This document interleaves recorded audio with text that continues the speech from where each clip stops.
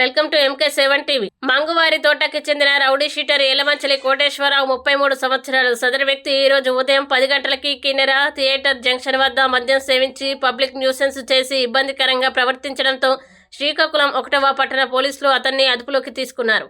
ఈ ఘటనపై Srikakulam 1 town police స్టేషన్లో సెక్షన్ 296 క్లాస్ బి కింద కేసు నమోదు చేసి నేడు సెకండ్ క్లాసు మేజిస్ట్రేట్ ముందు హాజరుపరచగా మేజిస్ట్రేట్ కె శివరాంకృష్ణ గారు విచారణ తర్వాత ముద్దాయికి 10 రోజులు జైలు శిక్ష విధించారు. పబ్లిక్ ప్రదేశాల్లో మద్యం సేవించి ప్రజలకు ఇబ్బంది కలిగించే విధంగా ప్రవర్తించిన వారిపైన చట్ట ప్రకారం కఠిన శిక్షలకు గురవుతారని ఎస్ఐ హరికృష్ణ తెలిపారు.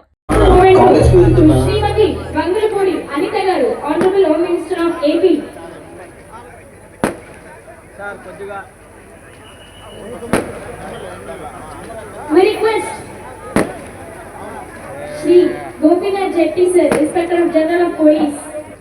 Madam garu. To Shri Kondapalli Srinivas, Honorable In-charge Minister of Srikakulam District. Sir. We request Shri నుంచి అన్ని అటెండ్ అయిపోయినట్టుగా అవుతుందని ఎట్టి పరిస్థితుల్లో మిస్ కాకుండా ఈ రోజు అటెండ్ అవ్వాలని పని పెట్టుకొని మరి ఈ రోజు వచ్చాం. ఒక అంచనాతో వచ్చాం. ఈ డ్రగ్స్ ఒత్తుకునే కార్యక్రమం రాష్ట్రంలో అన్ని దగ్గర, ఎందుకంటే ఫోటోలు చూశాను, వీడియోలు చూశాను, న్యూస్ లో చూశాను, అన్ని ఒక స్థాయి వరకు జరిగాయి.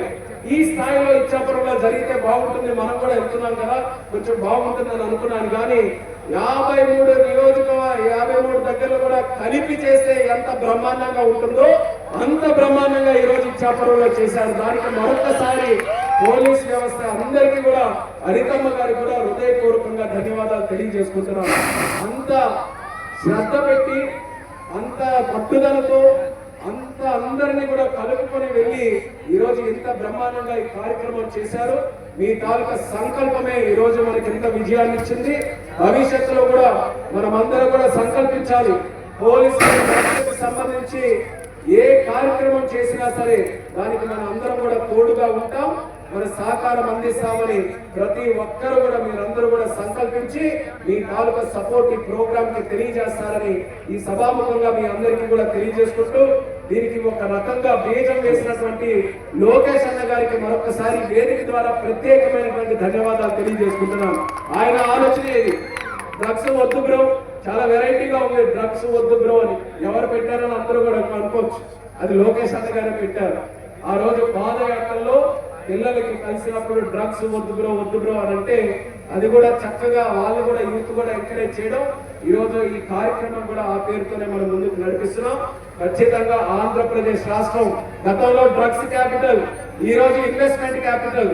దేశంలో 100 రూపాయలు వస్తే అందులో 25 రూపాయలు మన ఆంధ్రప్రదేశ్ రాష్ట్రానికే వస్తున్నాయనంటే మార్పు ఏ రకంగా మన ఆంధ్రప్రదేశ్ రాష్ట్రంలో వచ్చిందనడానికి అదొక బ్రహ్మాండమైనటువంటి తూకం. ఇదే రకంగా మనం అందరం కూడా ముందుకు వెళ్దాం. చంద్రబాబు నాయుడు గారు, ప్రధానమంత్రి మోదీ గారు, అలాగే పవర్ స్టార్ మనందరి అభిమానించినటువంటి నాయకుడు పవన్ కళ్యాణ్ గారు, వీళ్ళందరి తోడుతో ఈ రాష్ట్రం అన్ని విధాలుగా అభివృద్ధి చెందబోతుంది.